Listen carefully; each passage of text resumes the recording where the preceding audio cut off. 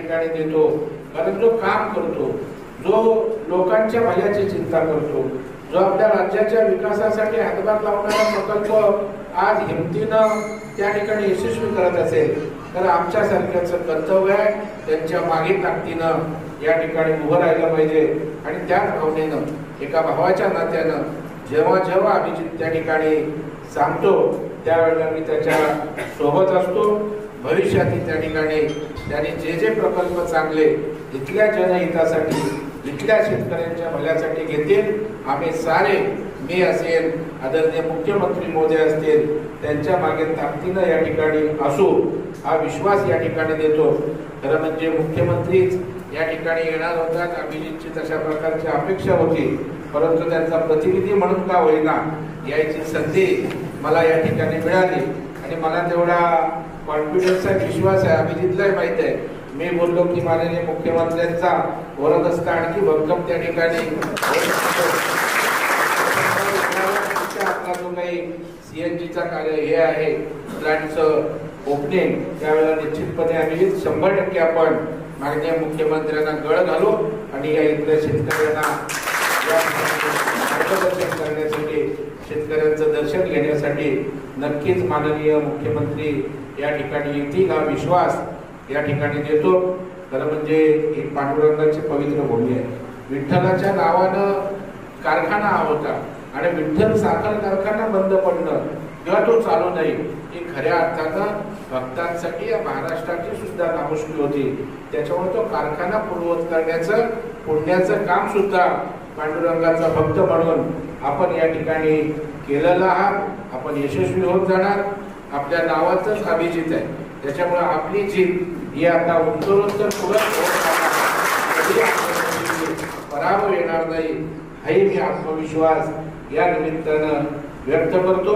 आपलं 20 लाखाचं टार्गेट आहे, मला वाटतं राज्यात सगळ्यात मोठं टार्गेट आहे का? राज्यात सगळ्यात मोठं म्हणजे 15-16 पर्यंत जातात, परंतु 20 लाखाचं गाळप घेणं एक मोठा धाडसी अशा प्रकारचा टप्पा आणि टार्गेट त्यांनी या ठिकाणी ठेवलंय। निश्चित ते या ठिकाणी यशस्वी होईल। आज पोथीपूजन झालेलं आहे आणि पोथीपूजन होत असताना पोत्याचं रक्षण करणारे आमचे सौभाग्यवती पण आहेत। आपण काय आपलं जमून सगळं आणतो, पण पोत्यात टाकून रक्षण करण्याचं काम जे करतं त्या माझ्या सौभाग्यवती याही आले आणि चिरंजीव पहिल्यांदाच आहे, तेही अभिजितच्या पावलावर पाऊल ठेवून त्या ठिकाणी निश्चित शेतकऱ्यांसाठी समाजासाठी सुद्धा आदर्शवत अशा प्रकारचं काम करतील आणि त्याच्यामुळे कौटुंबिक वातावरणात हा कार्यक्रम होतोय। काय असतं कार्यक्रम तर 10,000-20,000चे होतात, परंतु त्याच्यात आपलेपणा प्रेम नसतो।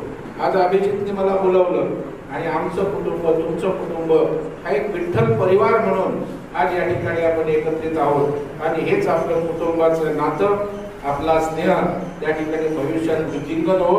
आई जगदंबा, पांडुरंग, रखमाई तुम्हाला सगळ्यांना उदंड आयुष्य देऊ आणि तुमच्या या शेतकऱ्यांच्या आयुष्यामध्ये चांगल्या प्रकारचे आर्थिक सुबत्ता येवो, आपल्याला भरभराट हो अशी विठ्ठलाच्या चरणी प्रार्थना करतो। अभिजितला खूप खूप शुभेच्छा देतो। मला बोलावलं, माझ्या हस्ते पोत्याचं भूमी आपलं उद्घाटन केलं, माझा हात नशीबवान आहे। नंबर बँक ताब्यात घेतली, जेव्हा निवडून आलो तेव्हा 1200 कोटीची बँक होती, याच 15,000 कोटीवर त्या ठिकाणी दिलेली। त्याच्यामुळे माझा हात लागतो तिथे त्या ठिकाणी भरभराट आहे। आपलं 20 लाखाचं टार्गेट पूर्ण होईल म्हणजे होईल, त्यासाठी मनापासून शुभेच्छा देतो। आपल्या सर्व संचालक मंडळ सभासदांचा आशीर्वाद त्यांच्या मागे राहू, कारण आपण त्यांची ताकद आहात, आपण त्यांची प्रेरणा आहात। जर सभासद ताकदीनं असतील तर तुमच्या विश्वासावर आणखी धाडसाने एक प्रगतीचे टप्पे ते नक्की या ठिकाणी पार पडतील हा विश्वास आहे। पुन्हा एकदा माननीय मुख्यमंत्री महोदयांच्या वतीनं सुद्धा आपल्या सगळ्यांना या पोथीपूजनाच्या निमित्तानं शुभेच्छा देतो। मला या ठिकाणी बोलावलं, आपले मनानं सन्मानित केलं, मान दिला, त्याबद्दल सगळ्यांचं मनापासून आभार व्यक्त करतो आणि आपल्या सगळ्यांना खूप खूप शुभेच्छा।